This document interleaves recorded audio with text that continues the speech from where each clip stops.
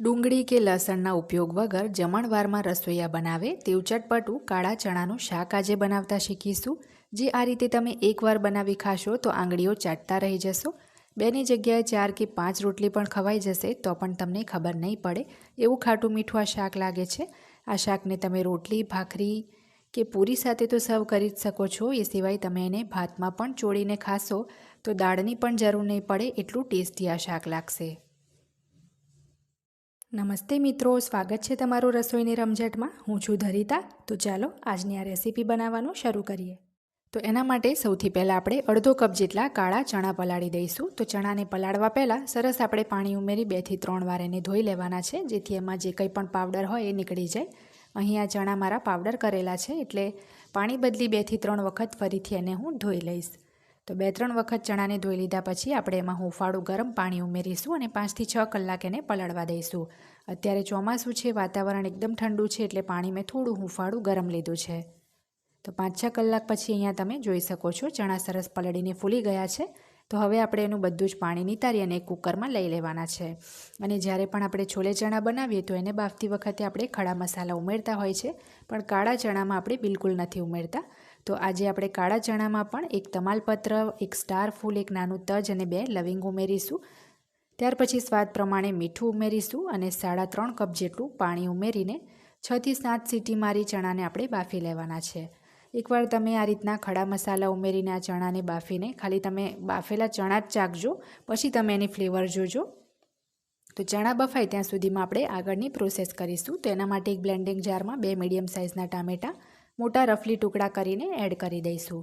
વજનમાં જુઓ તો બંને થઈને 160 ગ્રામ જેટલા મેં ટામેટાં લીધા છે. હવે અડધા ઇંચનો આદુનો ટુકડો અને એક મોટું તીખું લીલું મરચું આપણે પીસતી વખતે ઉમેરી દેવાનું છે અને બધું જ આપણે સરસ પીસીને પેસ્ટ કરી લઈશું.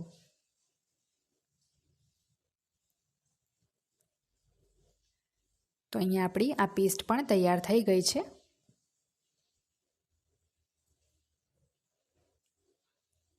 બીજી બાજુ ચણા પણ બફાઈ ગયા છે અને બફાયા પછી કુકર એની જાતે જ મેં ઠંડુ થવા દીધું હતું. પછી આપણે ખોલીને ચણાને ચેક કરીએ છીએ કે ચણા બફાયા છે કે નહીં. તો એક ચણો આ રીતના મેશ કરીને જોઈએ તો જુઓ એકદમ પ્રોપર એ મેશ થઈ જાય છે. તો હવે આપણે તજ, લવિંગ, બાદિયો, તમાલપત્ર જે કંઈ પણ ખડા મસાલા એમાં ઉમેર્યા હતા એ શોધીને કાઢી લેવાના છે, કારણ કે એની જે ફ્લેવર છે એ ચણામાં અને પાણીમાં બેસી જ ગઈ હશે અને આ પાણીને પણ આપણે ફેંકવાનું નથી. તો લવિંગ જે છે પછીથી મેં કાઢી લીધા હતા, કારણ કે ત્યારે મને મળ્યા નહીં. હવે શાક વઘારવા માટે એક કડાઈમાં આપણે 3 ટેબલસ્પૂન જેટલું તેલ ઉમેરવાનું છે અને સરસ તેલ ગરમ થવા દેવાનું છે.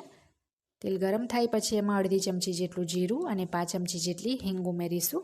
ત્યાર પછી એમાં 2 સૂકા લાલ મરચાં, 6 થી 7 મીઠા લીમડાના પાન અને સૌથી ખાસ સામગ્રી આપણે એમાં ઉમેરીશું જે છે બેસન. તો 2 મોટી ચમચી એમાં બેસન ઉમેરવાનું છે, જેથી શાકનો રસો સરસ કટ થાય.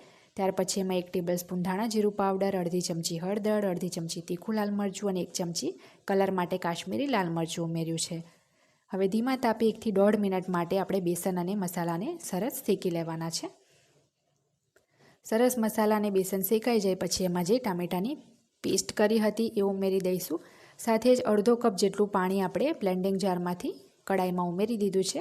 હવે બરાબર મિક્સ કરી ઢાંકીને 10 મિનિટ આપણે આ ગ્રેવીને ઉકાળવાની છે. એટલે 10 મિનિટ ઉકાળીશું એટલે હજી વધારે પાણી જોઈશે. તો આપણે આમાં બીજું કોઈ પાણી નથી ઉમેરવાનું. આપણે જે ચણા બાફ્યા હતા એનું જ બધું પાણી આપણે આમાં ઉમેરી દઈશું. આ પાણી બિલકુલ ફેંકવાનું નથી, કારણ કે આમાં સરસ ખડા મસાલાની ફ્લેવર આવી ગઈ છે. તો હવે ઢાંકીને મીડિયમ તાપે 10 મિનિટ એને ચડવા દઈશું. વચ્ચે વચ્ચે હલાવતા રહેવાનું છે. તો 10 મિનિટ પછી અહીંયા તમે જોઈ શકો છો ગ્રેવી આપણી ઉકળીને સરસ ગાઢી થઈ ગઈ છે. આ જે ગ્રેવી છે બિલકુલ પણ કાચી ના રહેવી જોઈએ, તો જ શાક ટેસ્ટમાં સારું બનશે. એટલે ગ્રેવી પ્રોપર ઉકાળવાની છે. ત્યાર પછી જ એમાં આપણે બાફેલા કાળા ચણા ઉમેરીશું. ચણા જે છે ખાસ ગ્રેવી ચડી જાય પછી જ ઉમેરીશું.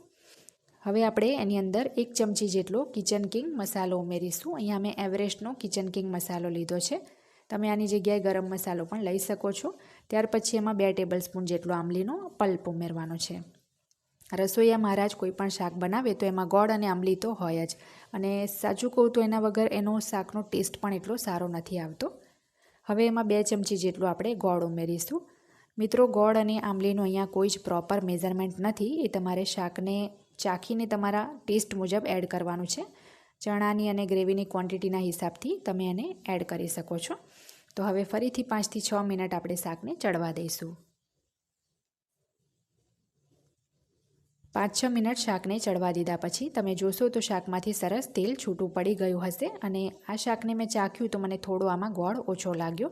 એટલે જ મેં તમને પહેલાં કીધું એમ આમાં ગોળ અને આંબલીનું કોઈ જ પ્રોપર મેઝરમેન્ટ નથી, કારણ કે દરેકના ઘરનો ટેસ્ટ અલગ અલગ હોય છે. કોઈને ગોળ ઓછો ફાવે તો કોઈને વધારે ફાવે, કોઈને આંબલી ઓછી ફાવે તો આંબલી કોઈને વધારે જોઈએ. તો એ હિસાબથી તમારે આમાં એડ કરવાનો છે. તો હવે આપણું આ દેશી ચણાનું રસાવાળું શાક તૈયાર થઈ ગયું છે. બહુ જ સરસ આમાંથી સુગંધ આવી રહી છે. તો જો તમે પહેલાં ક્યારેય આ દેશી ચણા આ રીતના ના બનાવ્યા હોય તો રેસીપી ભૂલ્યા વગર જરૂર ટ્રાય કરજો. શાક કેવું બન્યું એ પણ મને કમેન્ટ બોક્સમાં જરૂર જણાવજો.